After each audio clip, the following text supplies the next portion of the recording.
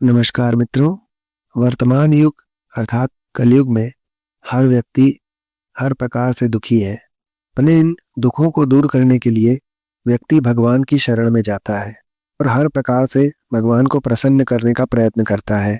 इन मित्रों, क्या आपको पता है कि आप सही प्रकार से उचित नियम और विधि पूर्वक भगवान की पूजा करते हैं?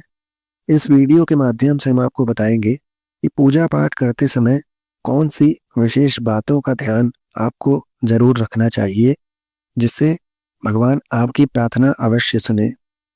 हिंदू धर्म में पूजा पाठ को बहुत अधिक महत्व दिया जाता है और रोज भगवान की पूजा करना बहुत अनिवार्य माना जाता है।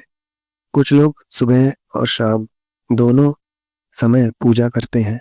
मित्रों, कई बार देखा गया है कुछ लोग इस बात को लेकर परेशान रहते हैं कि वो पूजा तो करते हैं लेकिन उन्हें उस पूजा का सही फल नहीं मिलता है। कुछ लोग दिन रात भगवान का नाम जपते रहते हैं, उनकी प्रार्थना करते रहते हैं, फिर भी भगवान उनकी विनती सुनते नहीं हैं। इसके कई कारण हो सकते हैं। तो इसका एक बहुत बड़ा कारण पूजा के नियमों में गलतियों का होना हो सकता है।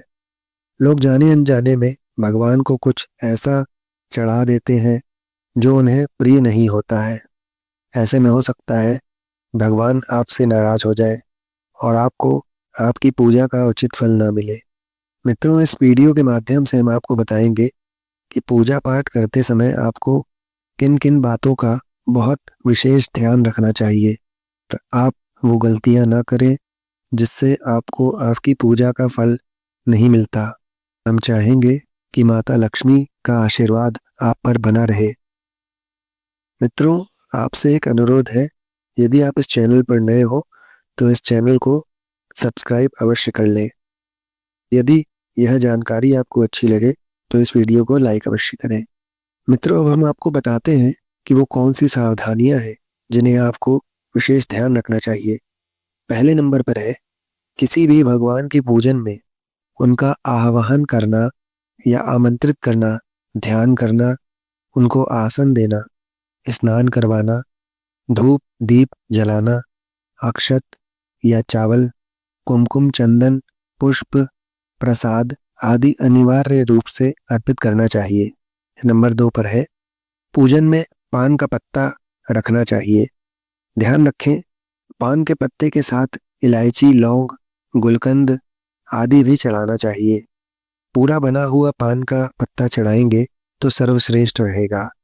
नंबर 3 पर है, देवी देवताओं को हार, फूल, पत्तियां आदि अर्पित करने से पहले एक बार उन्हें साफ पानी से धो लेना चाहिए, जिससे उसमें किसी भी प्रकार के कीड़े मकोड़े भगवान की मूर्ति तक न पहुंचे। मित्रों, चौथे नंबर पर है, हर प्रकार की पूजा में अक्षत यानी चावल विशेष रूप से चढ़ाए जाते हैं।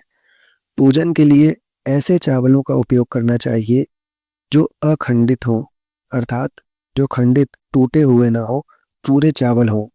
चावलों को चढ़ाने से पहले इन्हें हल्दी से पीला करना बहुत शुभ माना जाता है। इसके लिए थोड़े से पानी में हल्दी घोल लें और उस घोल में चावल को डुबोकर पीला कर लेना चाहिए। मित्रों, 5वें नंबर पर है, पूजन कर्म में इस बात का विशेष ध्यान रखें कि पूजा के बीच में दीपक बुझना नहीं चाहिए।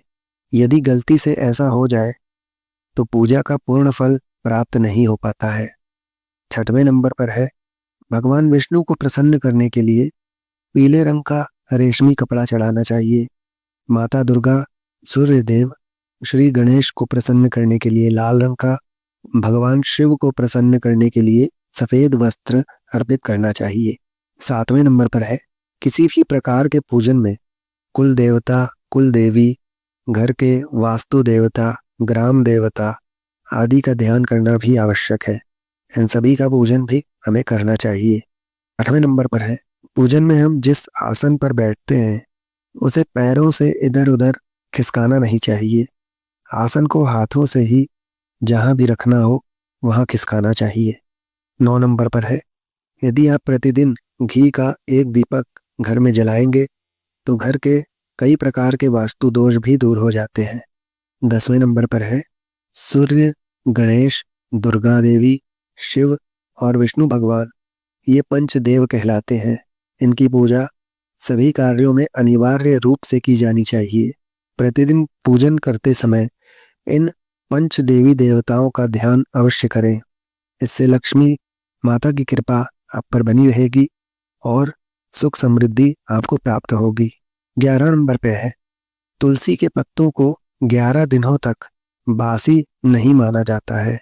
इसकी पत्तियों पर हर रोज जल छिड़ककर पुनः भगवान को अर्पित किया जा सकता है। तुलसी के पत्तों को बिना स्नान किए तोड़ना नहीं चाहिए। मित्रों, शास्त्रों के अनुसार यदि कोई व्यक्ति बिना नहाए धोए तुलसी के पत्तों को तोड़ता है और पूजन में ऐसे पत्तों को चढ़ाता है तो भगवान इसे हम कदापि स्वीकार नहीं करते हैं। 12 नंबर पर है दीपक हमेशा भगवान की प्रतिमा के सामने ही रखना चाहिए। कभी कभी लोग भगवान की प्रतिमा के सामने दिया को न रखकर इधर उधर रख देते हैं, जबकि ये सही नहीं होता है। दिए को भगवान की प्रतिमा के ठीक सामने रखें। 13 नंबर पर है घी के दीपक के लिए सफेद रुई की बत्ती का ही उपयोग किया जाना चाहिए, जबकि तेल के दीपक के लिए लाल धागे की बत्ती सर्वश्रेष्ठ मानी जाती है। 14 नंबर पर है मित्रों, पूजन में कभी भी टूटा हुआ दिया नहीं जलाना चाहिए। यदि वो मिट्टी का है तो ध्यान दें कि वो पूरा सही होना चाहिए। धार्मिक कार्यों में खंडित सामग्रियों का उपयोग शुभ नहीं माना जाता। हो सके तो किसी धातु का ही दीपक जलाएं। 15 नंबर पर है शिव जी को बिल्व पत्र अवश्य चढ़ाना चाहिए और किसी भी पूजा में मनोकामना की पूर्ति के लिए अपनी इच्छा के अनुसार भगवान को दक्षिणा अवश्य चढ़ानी चाहिए, दान करना चाहिए।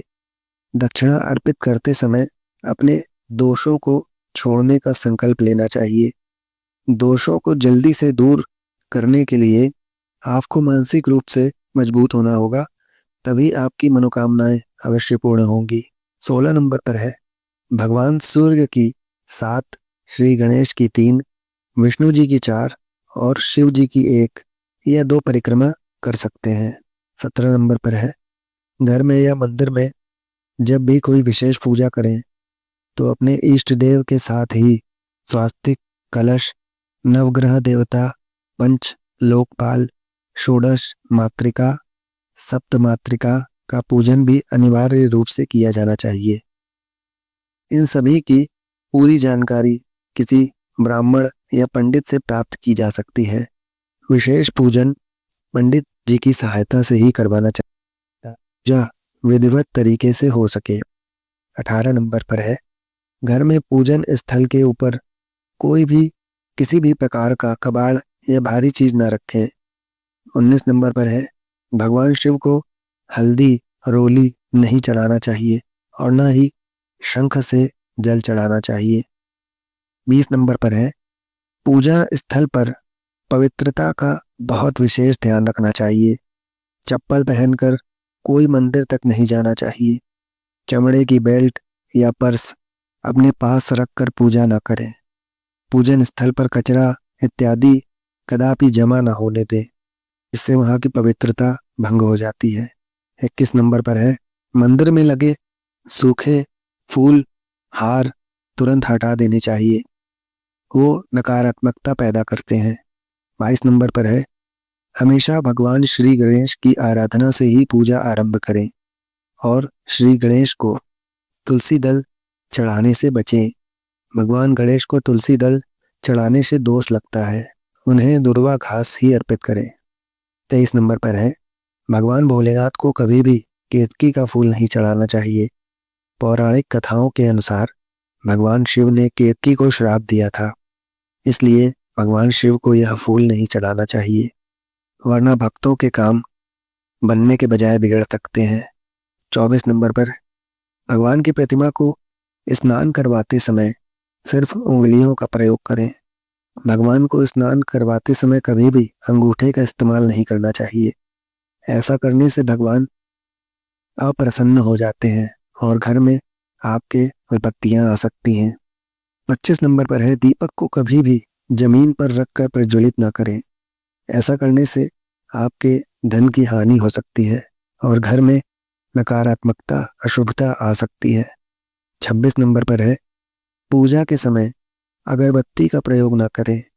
ऐसा इसलिए क्योंकि इसे बांस की लकड़ियों के साथ बनाया जाता है और बांस की लकड़ियों का प्रयोग अंतिम संस्कार में किया जाता है, इसलिए इसे अशुभ माना गया है।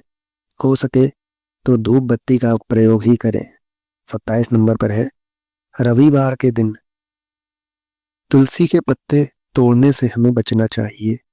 मान्यताओं के अनुसार रविवार के दिन तुलसी के पत्ते तोड़ने से भगवान विष्णु क्रोधित हो जाते हैं।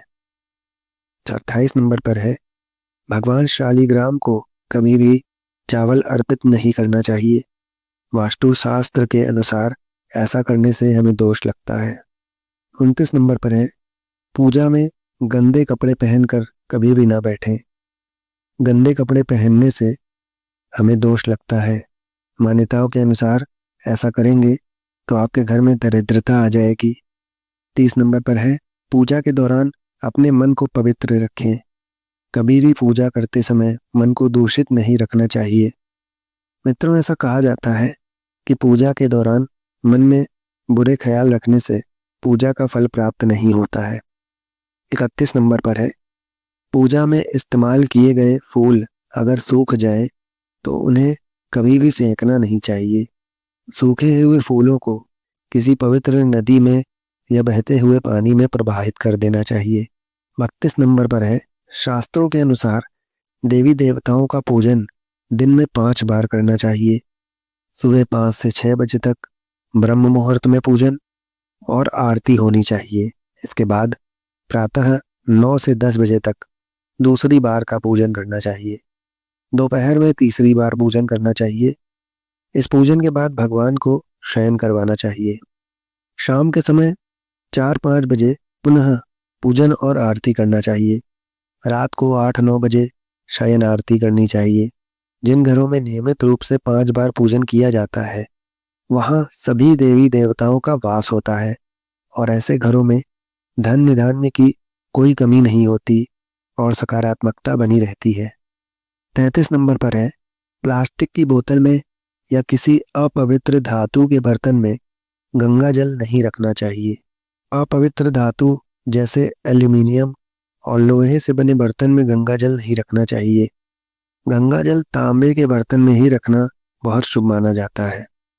ऐसे में उसकी पवित्रता बनी रहती है। 34 नंबर पर है, स्त्रियों को और अपवित्र अवस्था में पुरुषों को शंख नहीं बजाना चाहिए। यह इस नियम का पालन नहीं किया जाता है यदि तो जहां शंख बजाया जाता है वहां से देवी लक्ष्मी चली जाती हैं। 35 नंबर पर है, मंदिर और देवी देवताओं की मूर्ति के सामने कभी भी पीठ कर नहीं बैठना चाहिए। ऐसा करने से उनका अनादर होता है। 36 नंबर पर है, किसी भी पूजा में मनोकामना की पूर्ति के लिए दक्षिणा अवश्य चढ़ानी चाहिए। दक्षिणा अर्पित करते समय अपने दोषों को छोड़ने का संकल्प लें और जल्दी से जल्दी दोष छोड़ने पर आपके सभी मनोवांछित कामनाएं पूरी होंगी। 37 आमतौर पर फूलों को हाथों में रखकर हाथों से भगवान को अर्पित किया जाता है। ऐसा नहीं करना चाहिए। फूल चढ़ाते के लिए फूलों को किसी पवित्र पात्र में रखकर चढ़ाना चाहिए और इसी पात्र में से देवी देवताओं को अर्पित करना चाहिए। 38 नंबर पर है, हमेशा इस बात का ध्यान रखें कि कभी भी दीपक से दीपक नहीं जलाए। शास्त्रों के अनुसार जो व्यक्ति एक दीप से दूसरा दीप जलाते हैं वो रोगी हो जाते हैं। 40 नंबर पर है, भगवान की आरती करते समय ये बातें ध्यान रखें कि भगवान के चरणों की 4 बार आरती करें, नाभि की 2 बार और मुख की 1 या 3 बार आरती करें। इस प्रकार भगवान के समस्त अंगों की कम से कम 7 बार आरती करनी चाहिए। 40 नंबर पर है, अपने मंदिर में सिर्फ प्रतिष्ठित मूर्ति ही रखें। उपहार, कांच, लकड़ी या फाइबर की मूर्तियां न रखें और खंडित तो बिल्कुल भी न रखें। जली कटी फोटो और टूटा हुआ कांच तुरंत हटा दें। शास्त्रों के अनुसार खंडित मूर्तियों की पूजा वर्जित माना गया है। जो भी मूर्ति खंडित हो जाती है उसे पूजा के स्थान से हटा देना चाहिए और किसी पवित्र बहते जल या नदी में उसे प्रवाहित कर देना चाहिए। खंडित मूर्तियों की पूजा अशुभ मानी गई है। इस संबंध में ये बात ध्यान रखने योग्य है कि सिर्फ शिवलिंग कभी भी किसी अवस्था में खंडित नहीं मानी जाती है। 43 मंदिर के ऊपर भगवान के वस्त्र, पुस्तकें, आभूषण, कोई भी सामान न रखें। मंदिर में पर्दा लगाना बहुत आवश्यक है। अपने पूज्य माता पिता और पितरों का फोटो, चित्र मंदिर में कदापि न रखें। उन्हें घर के नैवेद्य कोण में स्थापित करें। 42 नंबर, किसी भी भगवान को या फिर अपने से बड़े को एक हाथ से प्रणाम नहीं करना चाहिए। इसके साथ ही ये भी ध्यान रखें कि सोए हुए व्यक्ति का चरण स्पर्श नहीं करना चाहिए। पूजा करने के बाद बड़ों का आशीर्वाद लेने से आपको अच्छे फल प्राप्त होंगे, लेकिन इस बात का ध्यान रखें किसी के दाएं पैर को दाएं हाथ से, बाएं पैर को बाएं हाथ से छूकर प्रणाम करें, भी वो सही होगा। 43 जप करते समय जीभ या होठ को नहीं हिलाना चाहिए। इसे उपांशु जप कहते हैं। इसका फल 100 गुना प्राप्त होता है। माला जप करते समय दाएं हाथ को कपड़े या गौमुखी से ढक कर रखना चाहिए। जप के बाद आसन के नीचे की भूमि को स्पर्श कर नेत्रों से लगाना चाहिए। इससे आपको जप के पूरे फल की प्राप्ति होगी। 44 शास्त्रों के अनुसार घर में पूजा करने का स्थान ईशान कोण में होना चाहिए। उत्तर दिशा और पूर्व दिशा के बीच का भाग ईशान कोण होता है। ईशान कोण को शुभ कार्यों के लिए सबसे उत्तम दिशा मानी गई है। इस दिशा में पूजा के मंदिर को स्थापित करना चाहिए। यदि किसी कारणवश ऐसा न भी कर पाए तो भूल कर भी घर के ईशान कोण में गंदगी जमा न होने दें और घर के इस हिस्से को हमेशा पवित्र बनाए रखें।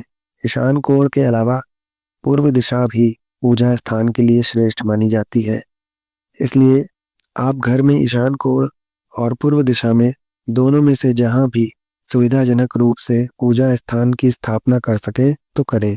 45 पूजा स्थान में गणेश जी की स्थापना अवश्य करें। इसके लिए एक सुपारी पर लाल धागे अर्थात मौली को लपेट लें और कुमकुम से तिलक करके एक कटोरी में थोड़े चावल रखकर स्थापना करें। 46 पूजा स्थान में एक कोने में बंद पात्र में गंगा जल जरूर रखना चाहिए। एक तांबे के छोटे से लोटे में जल को पूजा स्थल में अवश्य रखना चाहिए। एक तांबे के छोटे से लोटे में रखे उस जल को हमेशा बदलते रहना चाहिए। पुराने जल को पीपल के पेड़ या तुलसी के पौधे में डाल सकते हैं।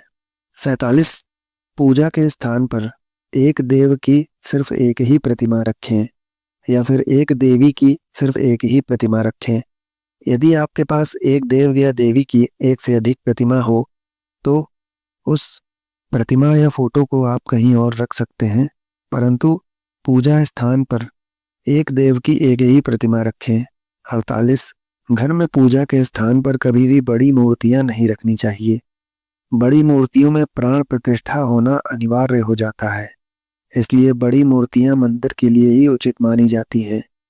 पूजा स्थान पर छोटी मूर्ति रखना उचित होता है।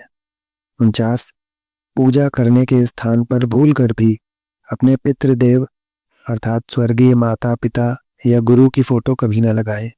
उनका स्थान अलग होता है कि चित्र को दक्षिण दिशा की तरफ ही लगाना चाहिए। 50 नंबर पूजा स्थान में कूड़ा कचरा कभी भी इकट्ठा न होने दें। प्रतिदिन पूजा के स्थान की उचित सफाई करें। 51 अगर आपने पूजा घर में कोई मूर्ति की स्थापना की हुई है तो ध्यान दें कि मूर्ति का कोई भी हिस्सा खंडित ना हो। अगर मूर्ति खंडित हो जाए तो उसे तुरंत वहां से हटा दें। खंडित मूर्ति को बहते जल में विसर्जित कर सकते हैं।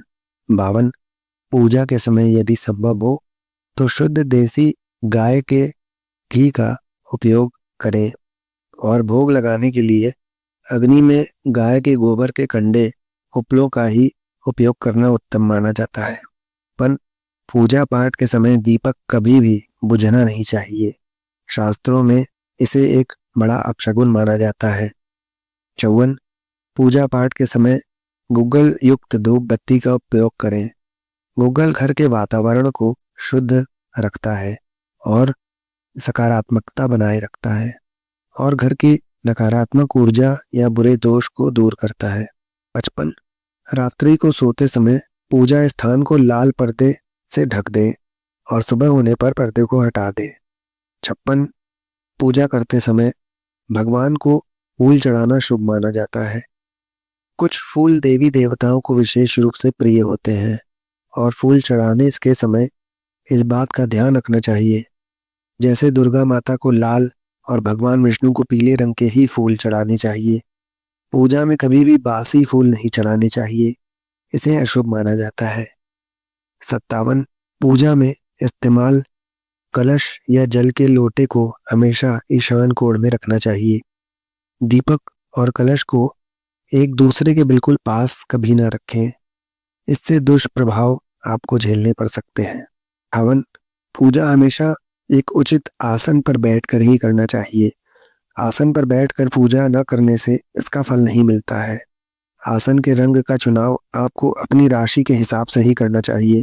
59 भगवान के भजन कीर्तन या आरती के समय हर तरीके से वहां उपस्थित रहे। इस दौरान किसी से बातचीत करने से पूजा का फल नहीं मिलता। पूजा की सामग्री को लेकर कभी भी दिखावा न करें। हर प्रकार से मानसिक और शारीरिक रूप से पूजा में उपस्थित रहें।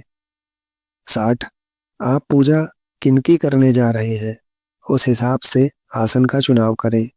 पूजा शुरू करने से पहले देखें कि आसन किस चीज का है, किस रंग का है, क्योंकि अलग अलग रंग के आसन का अपना अलग अलग महत्व होता है। कोशिश करें कि कंबल या ऊन से बने आसन का ही आप उपयोग करें। धन की देवी माता लक्ष्मी, माँ दुर्गा और हनुमान जी की पूजा करने जा रहे हैं तो लाल रंग के आसन का उपयोग करें। यदि आप मंत्र सिद्धि की पूजा करने जा रहे हैं तो कुशा से बने आसन को सर्वश्रेष्ठ माना गया है। मित्रों, एक विशेष बात, इस वीडियो में बताई गई संपूर्ण जानकारी ज्योतिष और धर्म के उपाय और सलाहों को ध्यान में रखकर बनाई गई है। इस वीडियो का उद्देश्य आपको बेहतर सलाह देना है। इस संदर्भ में हम किसी प्रकार का कोई दावा नहीं कर सकते हैं। मित्रों, यह जानकारी अगर आपको अच्छी लगे तो इस वीडियो को लाइक अवश्य करें और ज़्यादा से ज़्यादा शेयर करें। धन्यवाद मित्रों।